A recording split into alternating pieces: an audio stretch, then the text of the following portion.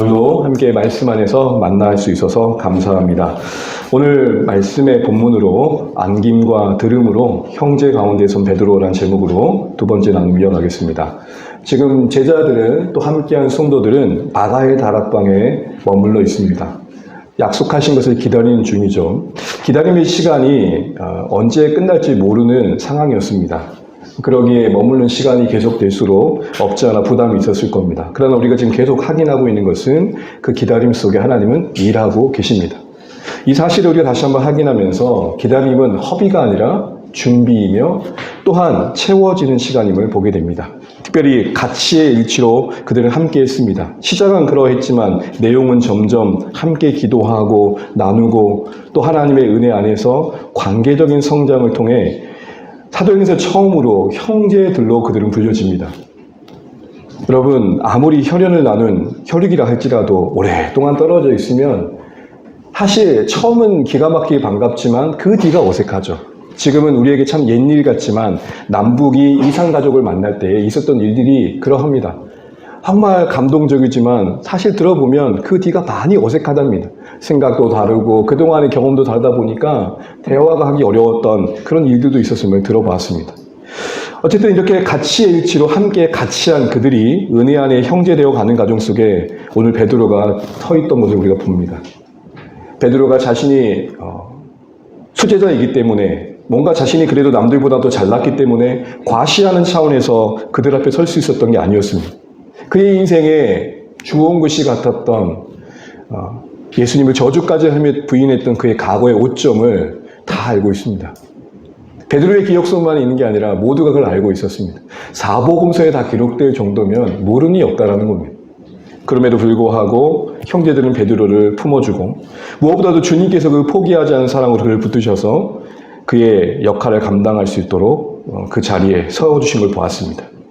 형제로서 용납받음에 감사했기에 그가 첫 입을 열어 형제들이라고 했을 땐 많이 뭉클했을 것입니다. 그 내면의 내용 속에 고맙습니다 여러분이란 마음 왜 없었겠습니까? 여러분, 낮아져야 회복되어야 우리에게 주어진 역할을 잘 감당할 수 있는 것 같습니다. 수지자라는 위치가 분명 주어졌지만 형제라는 인식을 제대로 갖기 전까지는 그는 모두에게 그 수제자의 역할을 감당하기엔 한계가 있었습니다. 이어서 오늘 본문을 우리가 함께 볼 것은 이 형제들 가운데 서 있는 베드로, 그 섬김의 모습 가운데 있는 베드로의 중심에 있는 내용들이 뭐냐는 것이죠. 형제들의 용납 속에 설 수도 있었지만 그 말하는 바가 하나님의 뜻으로 채워졌기에 설 수 있었음을 봅니다. 말씀의 묵상 가운데 영감받아 깨달은 하나님의 뜻을 근거로 지금 형제들 가운데 그것을 나누는 자리에 서 있는 베드로를 보면서 우리는 섬김에 있어서 들음이 필요함을 알게 됩니다. 공동체가 함께 서로 가운데 서기 위해서 하나님과의 만남의 묵상이 있어야 된다는 것을 알게 됩니다. 특별히 오늘 베드로가 나눈 묵상의 내용은 해석이 있었고 해결이 있었습니다. 해석이라 함은 그들이 처한 현실의 한 일부를 말씀의 빛 아래서 헤아린 것입니다. 여러분, 지금껏 살아오시지만 여전히 포옹되어지지 않는 내 삶 속에 일부러 받아들여지지 않는 많은 일들이 있을 겁니다. 해석되지 않기 때문에 나의 삶에 분명한 한 자리이지만 여전히 받아들이지 않아 떠오를 때마다 꺼낼 때마다 고통이 되는 일들이 분명히 있을 겁니다. 그게 어떤 문제일 수 있고 관계일 수 있을 것입니다. 근데 여러분, 이 공동체 안에 하나의 아픔이었다면, 큰 상처였다면 베드로와 함께했던 그 제자들과 함께했던 가룟 유다의 배신이었습니다. 그의 죽음은 참 비참하지만 사실 그 가정을 보게 되면 형제들은 참 당황스러울 수밖에 없었습니다. 왜죠? 함께 예수님의 말씀을 들었고 함께 사역했고 함께 동역했습니다. 여러분, 이렇게 생각해 보시죠. 우리 가운데 개척부터 함께 했던 이들 가운데 갑자기 커밍아웃 하기를 나 신천지야. 여러분, 그게 만약 저라면 여러분 맨정신에 신앙생활 하실 수 있겠습니까? 잠시는 뭔가 좀 흔들리지 않겠습니까? 누구를 믿노? 성경이 자세히 묘사하고 있지 않지만 행간을 읽어 우리의 상식의 선에서 이해만 해봐도 가룟 유다의 배신은 성도들 가운데 그 거리감에 따라서 다양하게 와 닿았을 겁니다. 베드로가 그의 공동체의 아픔을 어우르는데 인간의 관점에서 보면 당황스럽고 배반감이고 뭔가 실패처럼 또 뭔가 어떻게 해야 될지 모르는 관계에 어려움이 있을 수 있었겠지만 베드로는 그 사실을 성경의 관점에서 헤아리도록 도와줍니다. 또한 12사도 가운데 이제 가룟 유다로 결혼이 된 그 자리를 채워야 된다고 말합니다. 그것은 미신적인 숫자의 개념이 아닙니다. 10일 꼭 채워야만 된다라는 어떤 미신적 발상이 아니라 구속사의 관점에서 10일가 갖는 의미가 있었기 때문이죠. 이 모든 것들을 말씀 가운데 깨닫고 나눴던 겁니다. 근데 그 나눔의 근거가 되는 말씀이 20절이 나오는데, 오늘 이 말씀은 시편 69편 25절과 시편 109편 8절입니다. 20절에 이 두 말씀이 다 언급되어 있는데요. 우리 20절 말씀 같이 한번 읽어보겠습니다. 시작. 시편에 기록하였으되 그의 거처를 황폐하게 하시며 거기 거하는 자가 없게 하소서 하였고, 또 일렀으되 그의 직분을 타인이 취하게 하소서 하였도다. 아멘. 시편에 기록하였으되 이 첫 번째 시편과 함께 기록되었던 내용의 이 부분은 시편 69편 25절을 말합니다. 사랑하는 성도 여러분, 잘 아시겠지만 시편을 대할 때 그 다윗 당시 그 자신의 고백이기도 하지만 성경 전체의 맥락에서 해석을 할 때는 다윗은 장차 올 메시아, 곧 이상적 왕의 예표입니다. 그러기에 다윗이 경험했던 온갖 경험들, 또 그 안에 터져나온 모든 고백들은 앞으로 오실 메시아, 우리가 고백하는 예수 그리스도가 겪게 되어지고 당하게 될 모든 일들의 전조인 것이죠. 그런 맥락이 본다면 시편 25절의 내용 자체는 다윗이 그를 대적하는 자들에 의해서 괴로움을 겪고 있는 가운데 고백하는 것이고, 그 대적했던 자들에게는 최후가 어떻게 될지 언급되는 부분 중에 나와 있는 구절입니다. 그 최후의 가운데 어떤 내용이 있습니까? 그 다윗을 대적했던 자의 거처는 황폐하다는 이름으로 불려질 것이라는 겁니다. 여러분, 누가 자기 사는 집을 이름 지을 때 예쁘게 짓지 그 불행한 이름, 저주의 이름을 다 써야겠습니까? 근데 다윗을 대적했던 이는 장차 거처하게 될 그 최종의 자리는 모두가 거부할 만한, 모두가 황폐하다고 할 만한 그런 이름으로 불려질 것이다 라고 예언을 했던 내용이 있는 것이죠. 누구일지 모릅니다. 근데 베드로가 성경을 읽고 구약의 내용을 묵상하던 중에 이 말씀이 그 자신의 현실의 유다의 이야기임을 보게 된 것이죠. 이 시편의 의미가 예수님을 따라가다가 그 자신의 욕망으로 예수님을 팔아 넘긴, 그래서 비참한 죽음을 맞이한 그 결과 그의 마지막 거처는 피바시대, 악의 달마라는 저주의 이름으로 불려지는 곳이 된 유다를 통해서 실현되었다는 것을 베드로가 깨달게 된 것입니다. 특별히 이 유다의 이 죽음은 결국 이 말씀에 근거해 보면 하나님의 심판 가운데 이루어진 일을 보게 됩니다. 간혹 이 가룟 유다에 대한 이해가 엇갈리긴 하지만요, 오늘 본문만 봐도 사도행전 1장 25절 보시게 되면 유다를 이렇게 표현합니다. 잠시 눈을 가서 보십시오. 직무를 버리고 제 곳으로 간 사람. 이 제 곳으로 갔다는 표현을 주목해 보면 이것은 자기 원대로, 자기 욕망대로, 내가 가고 싶은 대로 갔던 가룟 유다라는 것입니다. 그는 그의 욕망대로, 그의 탐심대로 그곳을 향해 가다가 결국 하나님의 심판의 결과를 맞이했다라는 것이죠. 두 번째, 또 일러스되라는 말은 시편 109편인데요. 이 내용은 배신하고 대적한 자의 자리를 다른 사람이 취하게 될 거라는 말씀이고, 이 말씀을 통해서 베드로는 유다를 대신할 자를 결정해야 된다는 생각들을 품게 되었던 것입니다. 그리고 그 뒤에 공동체가 함께 마음을 모아 후보를 선정하고 기도 가운데 제비 뽑아 마띠아가 뽑히게 된 것입니다. 이 모든 게 즉흥적이거나 직관적이거나 우연이 아닌 말씀의 인도함을 받는 가운데 한 걸음 한 걸음 맺혀진 모습들이었습니다. 사랑하는 주안의 가족 여러분, 우리가 함께 주목해야 할 것이 바로 이 부분입니다. 베드로가 형제들 가운데서 엉뚱한 이야기를 한 게 아닙니다. 그의 섬김의 내용엔 말씀의 묵상이 이면에 있었습니다. 우리가 함께 만나 나누는 대화들이 묵상을 걸친 대화, 묵상을 살아낸 삶의 이야기들이 되어야 됩니다. 말씀의 묵상의 헌신을 통해 하나님의 인도하심을 받은 그 자신과 그리고 공동체에 대한 생각들이 형제들 가운데서 나눴던 베드로의 모습 통해서 우리의 행함 이전에 묵상이 전제돼야 됨을 배우게 됩니다. 더욱이 주목할 것은 교회가 시작된 이 교두부에 뭔가 판타스틱하게 베드로를 찾아오셔서 그에게 지침을 주신 게 아니라 소위 직통계시로 직접적인 음성으로 베드로야, 유다는 이 시편 69절 20절 말씀이 이루어진 거란다. 그리고 그 대신해서 누구를 세우렴? 나는 왠지 마띠아가 괜찮을 것 같은데, 이렇게 말씀하시지 않았다는 거예요. 베드로 스스로 주어진 시간 속에 묵상을 통해서 얻게 된 영감이었습니다. 특별히 여러분, 지금 시점이 우리가 계속 말씀을 따라오고 있지만 다락방에 모여 처음 시간이 아닙니다. 어느 정도의 시간이 흘렀습니다. 우리가 결론적으로 알고 있지만 40일에 부활하신 예수님과 동행한 후에 남겨진 성령 오순절의 임재 사건 이전의 시간은 10일 정도 됩니다. 아직 그들은 11일인지도 몰랐던 그때입니다. 어느 정도 시간이 흐른 그 시점에 고백되어지는 내용이라는 측면에서 본다면 어느 정도 베드로도 끈끈된 시간이 있었던 거죠. 짧은 묵상이 아니었던 겁니다. 40일간 예수님께 직접 들었던, 과외받았던 하나님 나라의 이야기들을 묵상했을 것입니다. 여러분, 엠마오로 가던 두 제자에게 예수님이 동행하시면서 말씀하셨던 게 뭐죠? 얘들아, 시편에 이렇게 말씀하지 않았니? 얘들아, 선지자가 이렇게 말씀하지 않았니? 그게 바로 나를 통해 이루어졌던 나를 말씀해줬던 걸 본다면 아마 40일의 과외 시간 속에 베드로에게도 시편을 얘기해 주셨을 겁니다. 들었던 말씀 속에 묵상하며 자신의 공동체의 현실이 해석되어지고 헤아려지고 문제를 풀 수 있는 해결의 시점을 얻게 된 것이죠. 한마디로 짧은 시간이 아닌 기도의 집중과 묵상의 몰입이 오늘 베드로를 형제 가운데 서게 했던 동력이 되었던 것입니다. 그 시간 속에 영적 눈이 열리고 나니까 말씀 속에 인도받았던 그 내용들이 보이고 나니까 또 담대하게 설 수 있었을 것입니다. 그런데 여러분, 베드로가 이렇게 말씀을 묵상할 때 그가 말씀을 대하는 태도나 신앙의 고백을 보게 되면 그가 왜 말씀을 붙들었는지를 알게 됩니다.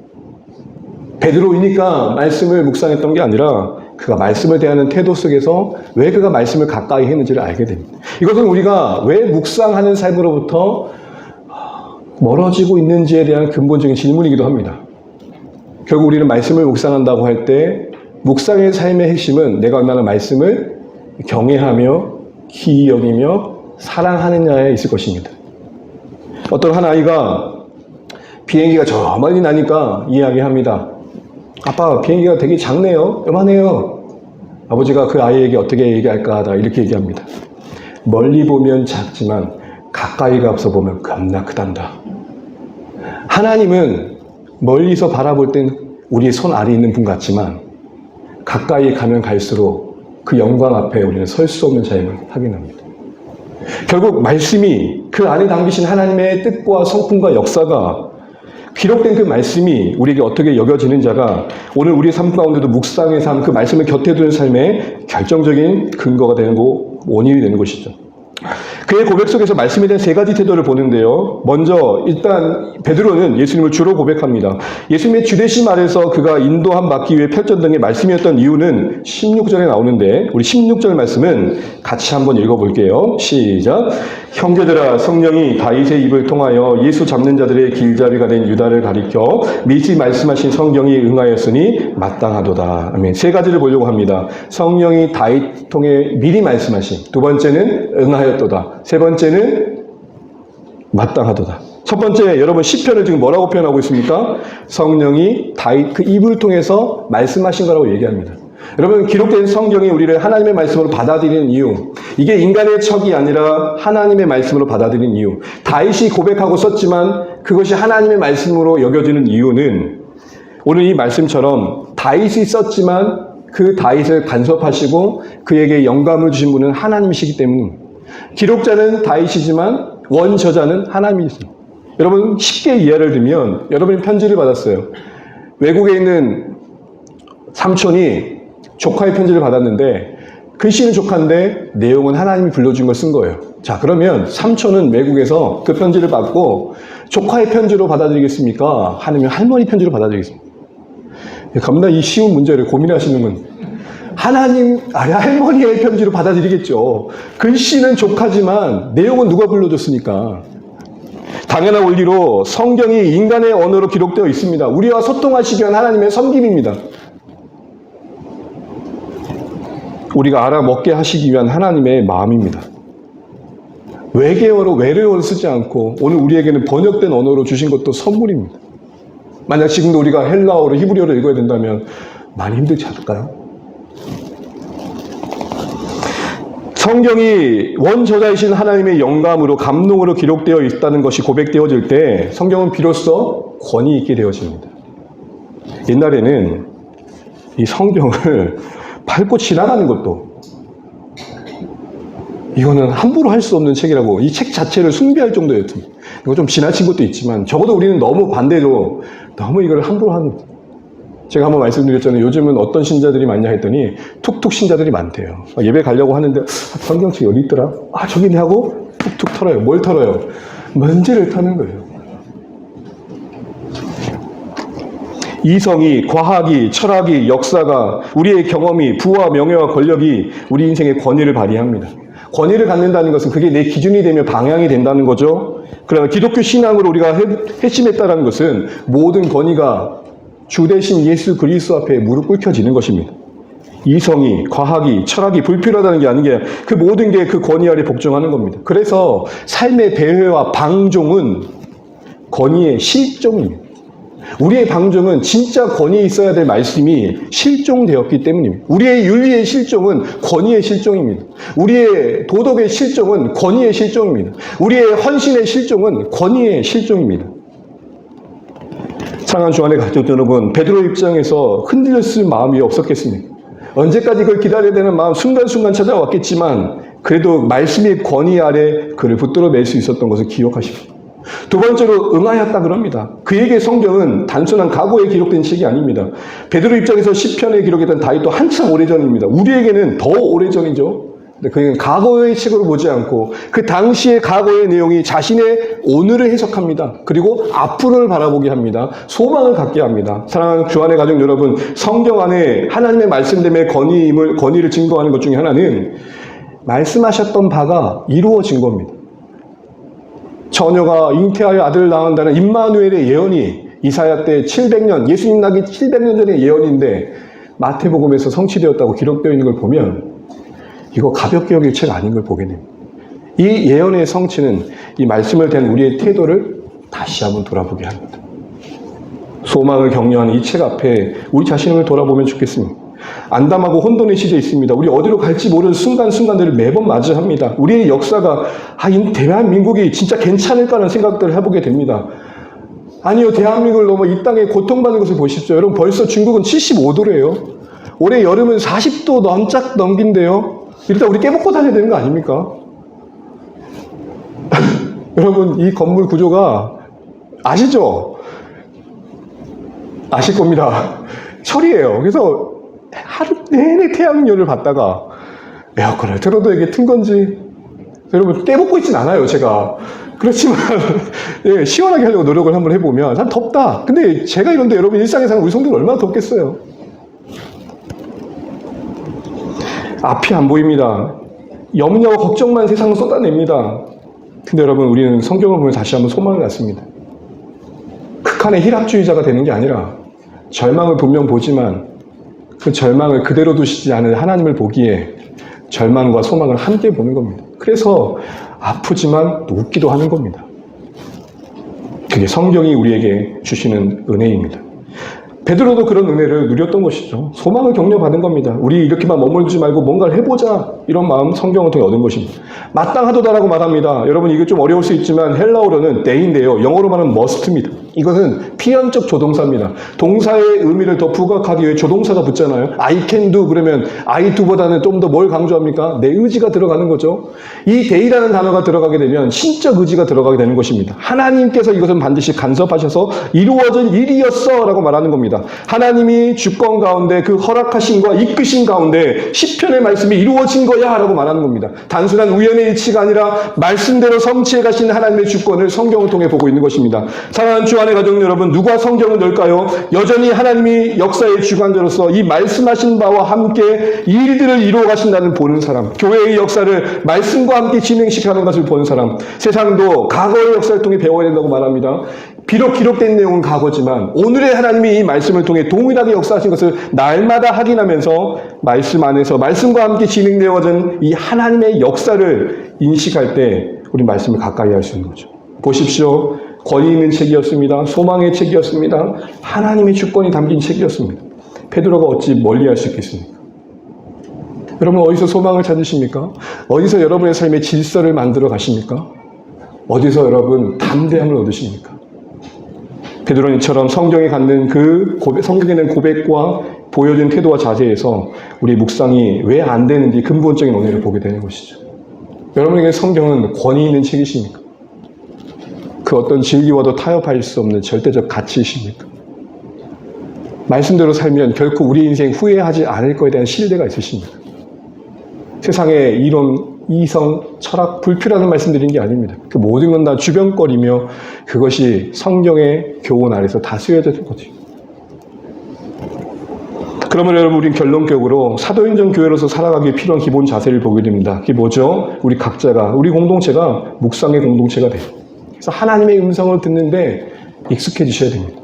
하나님을 길들이고 익숙하게 만들려고 하지 마십시오. 여러분 손 안에 다스려진 하나님을 만드시 마십시오. 우리 하나님 제한받지 않으시는 하나님이시잖아요. 우리가 오히려 그 하나님 앞에 익숙해져야 됩니다. 그 음성에 귀 기울이며 그 음성에 자주 노출되셔서 이게 하나님 뜻이지라는 어떻게 보면 본능적인 반응이 우리 안에 새겨져야 됩니다. 그게 어떻게 보면 묵상의 궁극적인 목적이기도 합니다. 주의 종으로 부름받은 신자와 교회의 정체성에 합당한 기본기라는 말입니다. 부르신 하나님의 음성을 듣고 따르는 것이요. 그래서 여러분, 한 예로 어둠의 시대에 있던 사사시대를 끝내고 새로운 왕정시대를 열었던 중간 역할을 했던 링커였던 사무엘, 그 어린 시절에 그가 부름받을 때 처음 들었던 말씀 궁금하지 않으세요? 하나님이 그의 사역자로서 선지자로서 그 시대의 어둠을 밝히는 자로 세울 때 가장 처음 하셨던 말씀 여러분 궁금하지 않으세요? 사무엘상 3장 10절 11절입니다. 같이 한번 읽어보겠습니다. 시작. 여호와께서 임하여 서서 전과 같이 사무엘이 이르되 말씀하옵소서 주의 종이 듣겠나이다 하니 여호와께서 사무엘에게 이르시되 보라 내가 이스라엘 중에 한 일을 행하리니 그것을 듣는 자마다 두 귀가 울리리라. 아멘. 사무엘아 사무엘아. 사실은 이때도 그 전에 3번이나 부르셨을 때 엘리를 찾아갔던 사무엘입니다. 아직까지 하나님의 음성이 익숙하지 않은 거죠. 근데 3번째 지나고 난 뒤에 엘리가 다음에 혹시 그런 음성이 들리거든 하나님 음성인 줄 알아라 라고 말합니다. 그래서 이제 이렇게 말합니다. 말씀해 주십시오. 주의 종된 제가 듣겠습니다. 잠시지만 이 사무엘의 나이가 이때 대략 5세, 6세입니다. 우리 아이들이 주의 종이 저희가 주의 말씀을 듣겠사오니 말씀하옵소서라는 마음으로 지금 듣고 있습니다, 여러분. 이런 마음으로 그 사무엘이 들었던 겁니다. 이스라엘 가운데 행하실 일들을 알려주십니다.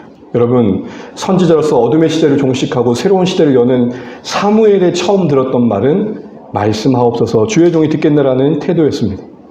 들음의 시작이 다르게 말하자면 결국 하나님 나라의 시작이었던 겁니다.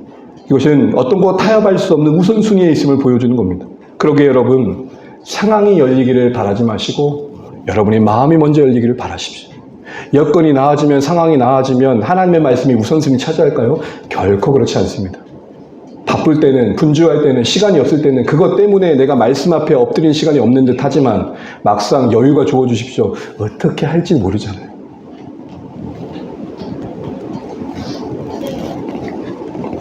상황이 열리길 바라지 마시고 우리 마음이 열리기를 바라야 됩니다. 어떻게 하나님의 음성을 듣는가? 그러면 여러분, 이 기본기를 가지고 어떻게 우리가 하나님을 듣는가 할 때 바로 묵상이 있다는 것입니다. 왜냐하면 기록된 하나님의 말씀, 성경을 통해 뜻을 알려주시기 때문이죠. 이것을 우리가 계시록에서 확인해 보게 됩니다. 여러분, 계시록 2장 1절 11절 한번 읽어볼게요. 시작. 7뼈를 붙잡고 7 금촛대 사이를 거니시는 이가 이르시되 기 있는 자는 성령이 교회들에게 하신 말씀을 들을지어다. 우리를 부르신 하나님의 음성을 듣고 따르는 게 주의 종으로 부름하는 교회와 신자의 기본기입니다. 그것은 우리 삶을 통해서 확인했습니다. 근데 하나님의 음성을 듣는다는 건 어떻게 가능하냐라고 할 때 오늘 성경은 일관되게 기록된 말씀을 통해 들을 수 있다라고 말합니다. 오늘 말씀은 예수님께서 교회의 주관자이신 예수님께서 교회에게 하신 말씀을 요한을 통해 기록하게 하신 내용입니다. 말씀의 내용은 예수님의 말씀인데 듣기는 누구의 음성을 듣는다고 말하고 있습니까? 성령의 음성을 듣는 것으로 말하고 있습니다. 내용은 예수님의 말씀인데 들어지기는, 듣기는 예수님의 말씀이 성령의 음성을 듣는 것으로 동일시되고 있습니다. 한마디로 성령이 교회들에게 하신 말씀이 성경인 것입니다. 이것은 두 가지로 해석이 됩니다. 첫 번째는 성경에 근거해서 성령의 음성을 들을 수 있다는 것이고, 성령이 도심 속에 성령의 의지에서 성경 말씀을 묵상해야 된다는 겁니다. 다시요. 성경에 근거해서 하나님의 음성을 들어야 되며 성령에 의지해서 성경을 묵상해야 된다. 성령의 도우심 가운데 성경을 가까이 하는 게 묵상의 삶의 기본 원리라는 것입니다. 성령이 주어가 되고 있습니다. 성령이 말씀해 주셔야 들을 수 있다는 것입니다. 기록된 말씀을 들어 우리 가운데 비치시고 이해시켜 주시고 알게 해주시는 성령의 소위 조명하심이 필요한 것입니다. 그 조명하심과 우리의 지성과 고민 속에 묵상되어져 가는 것이죠.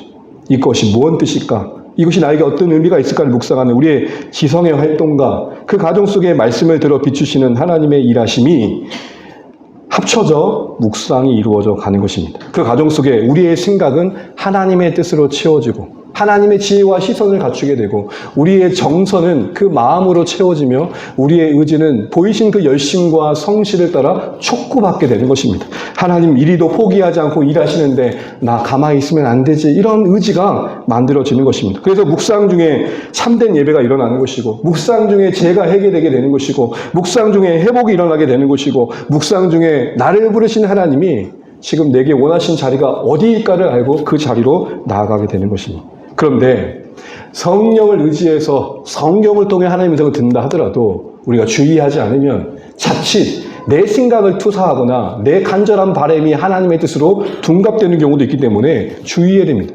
마무리하면서 그 내용을 간단하게 우리가 정리해 볼 때 좀 개념적인 이야기니까 좀 잘 새겨서 들으시면 좋겠습니다. 먼저 주의해야 될 것은 성령이 없는 성경 묵상을 주의하셔야 됩니다. 성령이 없는 성경 묵상. 이것은 이렇게 표현됩니다.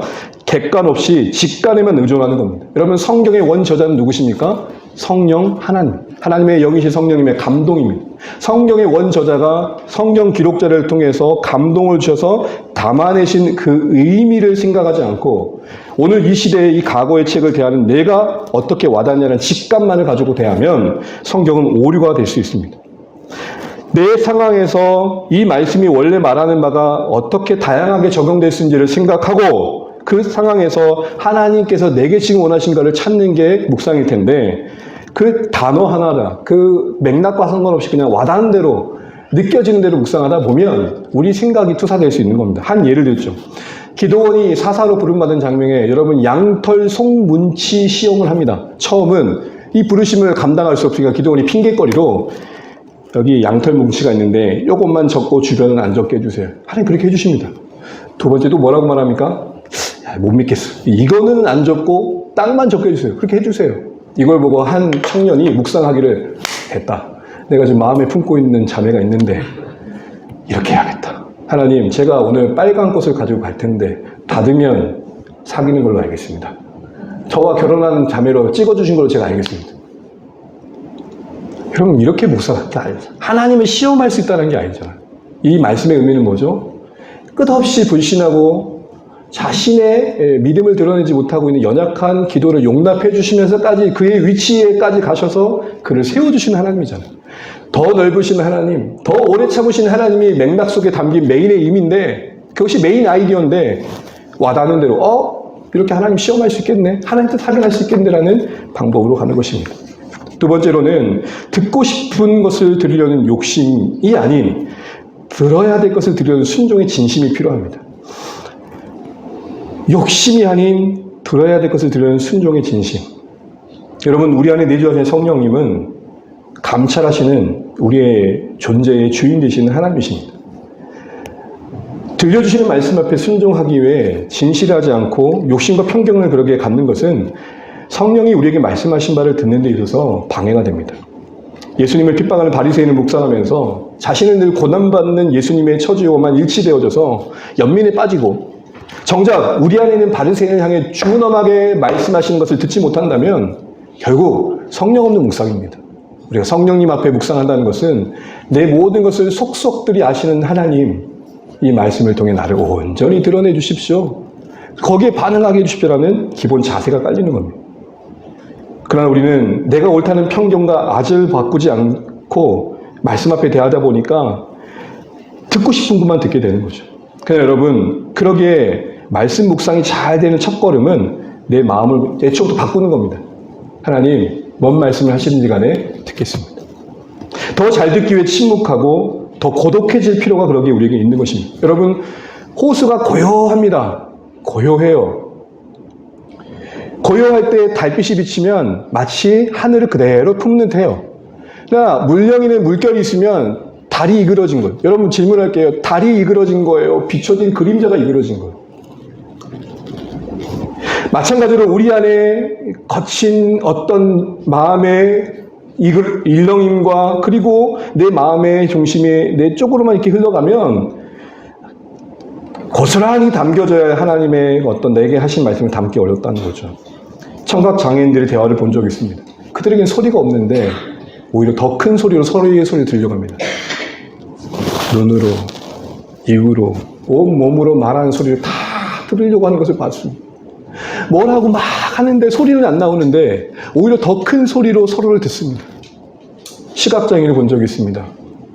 그들이 영화 관람을 할 수 있도록 권한을 부여해달라는 어떤 이야기를 본 적이 있습니다. 그러면서 이런 표현이 있었습니다.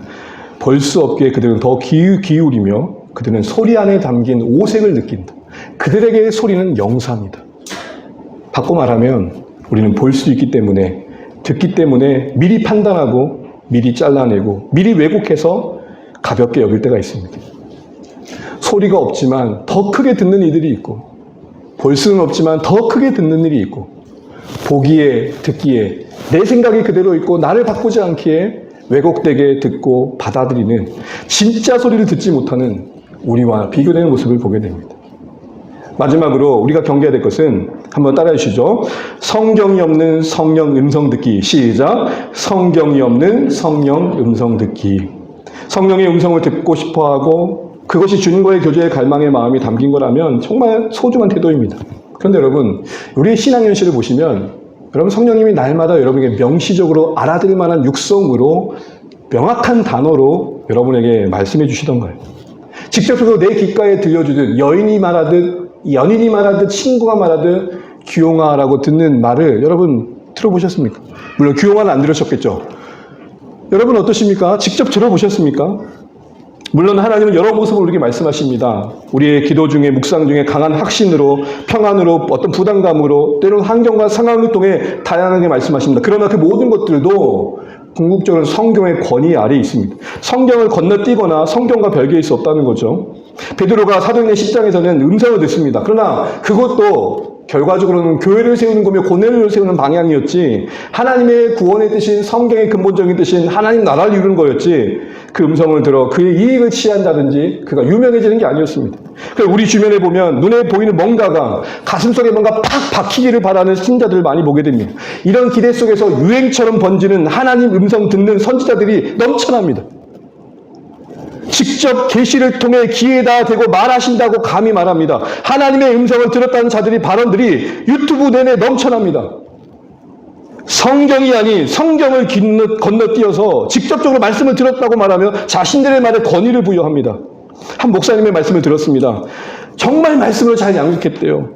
그런데 어느 날 갑자기 눈빛이 변화더래요. 봤더니 많이 사기치기에 보이는 일들인데 말씀을 잘 배웠던 그 성도가 하나님 음성 들었다는 기도원 원장 만나고 나서는 갑자기 돌변하더래요. 예배 시간에 말씀도 안 듣고 뚜렷이 째려보고 그러면서 돌아다니는 말은 우리 목사님 주회종 아니야. 하나님 음성 들어봤대? 여러분 그럼 저 주회종 아닌데요. 이 아침에도 굿모닝 규용하란 말 못 들어봤습니다. 그냥 다만 오늘 네가 안 가면 누가 설교하니? 그런 마음은 있었습니다. 성경이 없이 분별이 없이 직통기시에 근거한 성령 사역은 여러분 분별하셔야 됩니다. 넘쳐납니다. 실제로 친구처럼 연인처럼 하나님이 말씀하신다고 합니다. 정말 그럴까요? 하나님께서 뭔가 보여주신 체험을 보편적으로 얘기합니다. 이거 당연하다고 말합니다. 이게 없는 게 이상하다고 말합니다. 특히나 다른 사람에 대해서 하나님께서 하셨다고 말하면서 감히 예언의 행위를 합니다. 전날 밤에 하나님이 당신에게 이렇게 말씀하라고 하셨어. 그럼 이렇게 말씀하십시오. 나는 그렇게 말씀한다고 말씀하지 않으시던데? 모든 것을 하나님의 음성을 듣는 것을 신령하게 여깁니다. 맞죠? 심지어는 우리 의지까지 내려놓습니다. 그러면서 이렇게 말합니다. 하나님 짜장일까요? 짬뽕일까요? 말씀해 주십시오. 그래서 나온 게 짜장과 짬뽕을 쓰는 짬짬뽕입니다. 한 사람의 주관적인 체험을 분별 없이 절대시하고 고지곳대로 듣지 않으시면 좋겠습니다. 자칫 우리의 생각이, 우리도 부주의한 경우에는 하나님의 생각으로 둔갑하는 것을 경험합니다. 그래서 듣고자 하는 순전함과 함께 분별이 필요한 것입니다. 그런데 분별의 잣대를 들이대잖아요. 그럼 그들은 곧장 뭐라고 말하죠? 저것이 성령 해방한다고. 하나님의 뜻을 말하는 나를 거부한다고. 듣고 다르기를 거부하면 하나님 뜻을 거절한다고 지옥 간다고 말합니다. 누가 지옥을 보냅니까? 하나님이 주권자이신데, 죄송해요 이런 말해서 뭐라고 지가 지옥을 보냅니까? 지가 뭐라고 그가 지옥을 보냅니까? 자신의 말을 듣지 않으면 3대가 멸종한다고 말합니다. 그러면서 그 공포와 두려움을 심어줍니다. 이런 억측이 안 먹힐 것 같은데 신자들 마음속에 스며들어가지고 공포와 두려움을 느끼면서 아무리 비상식적이고 비도덕적인 요구라고 하더라도 따라갑니다. 그래서 이런 직동 계시들 장군에 뭐가 많이 나오냐면 이단들이 많이 나오는 겁니다. 처음에 그들도 계시 전달자로서 겸손하다가 어제 자신들이 계시자가 됩니다. 한 가정을, 한 인생을, 그들의 인격을, 그들의 삶의 자유를 와사가 버립니다. 그리고 이들은 당당하게 말합니다. 성령이 나에게 날마다 말씀하시기 때문에 공부할 필요가 없다. 여러분, 저희 말씀 하나 묵상하려고 몇 권의 책을 보신 줄 아십니까? 성령이 역사 속에서 담아주신 보석과 같은 묵상들을 대하지 않고 건전한 해석을 대하지 않고 느껴진 대로 성경하면 여러분 저 수천 번도 설교할 수 있을 것 같아요. 여러분.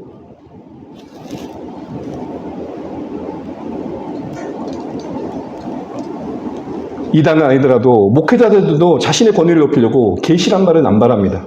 들었다란 말을 안 바랍니다. 봤다라고 말합니다. 권사님, 제가 어젯밤에 봤거든요.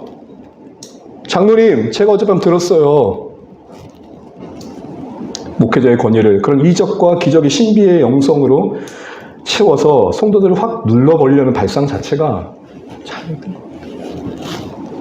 말씀은 교회를 세우는 거고 하나님의 음성은 영혼을 구원하며 살아가는 쪽으로 흘러가게 돼 있는데 자신을 세운다, 자신을 절대시한다, 말씀마저도 자신들의 주장을 합리화하는 쪽으로 이용한다. 여러분 그거 가짜입니다. 앞서 언급됐듯이 하나님의 음성을 듣고 행동하는 게 필요하지만 모든 것에 우리의 의지를 내려놓고 그렇게 하길 하나님 바라지 않으십니다. 여러분 하나님께서는 우리가 화장실 가고 싶을 때 화장실 가길 바라세요. 여러분 그러지 마세요. 화장실 가도 될까요 말까요 묻지 마세요. 변이가 느껴지면 가셔요. 짜장면 먹고 싶으면 짜장면 드세요. 짬뽕 먹고 싶은데 하나님이 짜장 먹으러 오셨어. 제발 그러지 마세요. 성경조차도 바울이 가르칠 때 뭐라고 말씀했습니까? 그런가 하고 생각하라고 하지 않았습니다. 여러분 하나님의 음성들에는 고수가 따로 없습니다. 묘수가 있지 않습니다. 모든 그리스도인들에게 주신 은혜입니다. 여러분 이 아이들이 어렸을 때 말을 못 알아먹어도 옹알옹알 할 때도 그랬어 하고 통화하잖아요. 모두에게 듣는 길을 주셨다고. 더 묵상이 깊어지고 넓어지는 필요가 있겠지만 하나님은 모두에게 모든 신자들에게 성령 안에서 하나님의 사랑의 메시지를 들을 수 있는 은혜를 약속해 주셨단 말입니다. 성령께서 우리 안에 그분의 음성을 더 들려주길 원하지 않으시겠어요? 그렇잖아요. 하나님 입장에서 말씀하실 때 우리가 더 알아먹길 원하실 거예요. 그럼 가장 손쉬운 방법은 뭐죠? 직접 말씀해 주시는 거예요. 그런데 그 간절한 만큼이나 직접 말씀해 주시지 않고 말씀을 통해 만나길 원하시는 이유가 뭘까요? 하나님이 우리에게 원하시는 것은 음성이 아니라 관계이기 때문에 그래요. 뭘 듣고 우리 의지를 빼앗긴 채 행동하는 게 아니라 말씀 속에 하나님을 생각하면서 새겨진 마음을 따라 우리 하나님 이런 분이시구나를 느끼며 그 관계 속에 쌓인 신뢰 속에 행동하고 판단하고 선택하기를 원하시는 겁니다. 우리 아이들이 어렸을 때 알림장을 받아요. 선생님 이렇게 해왔다고 해요. 그럼 이 아이들이 청년이 되고 30대고 40대가 됐는데 엄마 내가 오늘 몇 번을 타야 될까요? 오늘 뭘 먹어야 될까요? 묻고 있다면 하나님, 부모님의 마음은 어떨까요? 하나님과 동행하면서 쌓아온 관계 위에 분별하고 통찰하고 성별하는 신앙, 그게 묵상이 만들어가는 신앙입니다. 여러분 묵상을 하면 답답한 게 뭐죠? 오늘 내게 필요한 답을 안 주세요. 그렇죠? 그런데 여러분 묵상 속에 뭐가 만들어주지 아세요? 내 안에 성경에 등장한 인물들과 그 안에서 말씀하신 하나님이 담기면서 내 세계관이 재구축되는 거예요. 인식의 지평이 넓어지는 거예요. 그래서 직접 말씀하지 않으셔도 그래 성경에서 이때 하나님 이런 사건을 이렇게 말씀해 주셨던 마음들을 가지고 이 상황을 대하고 그때의 분별을 가지고 이 상황을 풀어가는 거예요. 사랑하는 주안의 가족 여러분, 다 말씀드릴 수 없지만 제가 오늘 이렇게 열을 내는 이유가 있어요. 여러분 때문에 그런 게 아니라 내 주변에 그 누군가가 진짜 미치고 환장하겠어요. 정말. 하나님 우리를 사랑하세요. 믿으십니까? 하나님 우리에게 그 음성 들려주기를 원하세요. 그럼 가장 쉬운 방법은 들려주시는 거예요. 근데 그렇게 하지 않으신대요. 왜요? 듣다 보면 우리 생각은 없어져요. 우리 판단은 없어져요. 우리가 안 자라요. 하나님과 동행하며 쌓여가는 시간들 속에 하나님의 성품이 내 안에 새겨지고 하나님의 생각이 어느새 내 생각이 되어지고 그분의 꿈이 내 꿈이 되어져서 어떤 상황에서 어떤 선택을 하든 하나님 기뻐하신 뜻이 되어가는 인생 되어지는 거 그때마다 묻고 확인하는 게 아니라 주요 시점에서 하나님 앞에 엎드려야겠지만 우리의 일상 속에서는 어느새 하나님의 뜻이 내 뜻이 되어지고 하나님의 마음이 내 마음 되어지고 그분의 성품이 내 성품 되어져서 내가 하는 모든 일들마다 그게 하나님이 기뻐하신 일이 되어지는 것 묵상 속에서 하나님이 우리 인생과 교회를 인도해 가시는 방법임을 아십시오. 그렇게 여러분 이게 당장 내 안에 답을 주지 않는다고 내 인생에 해결책을 준다고 덮지 마십시오. 날마다 쌓아가십시오. 그게 여러분을 자라게 할 것입니다. 큰 바위 얼굴 아시죠? 날마다 봤더니 지 얼굴이 큰 바위가 된 거잖아요.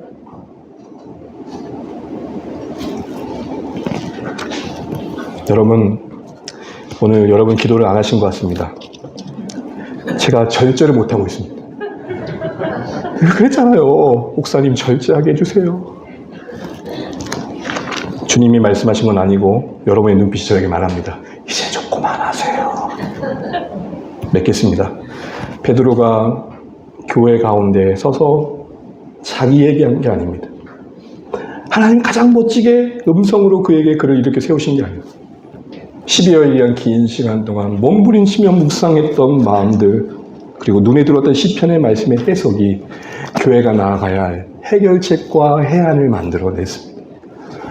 이거 당장 내 삶에 돈도 안 된다고 덮지 마십시오. 보다 보면, 펼치다 보면, 듣다 보면 어느 날 말씀의 생각들이 내 생각이 되어져. 내 삶의 자리가 하나님 원하시는 자리, 섬겨야 할 자리에 서 있는 우리의 모습을 보시게 될 겁니다. 그러기에 여러분 묵상이 일상이 되시기를 주의 이름으로 축복합니다.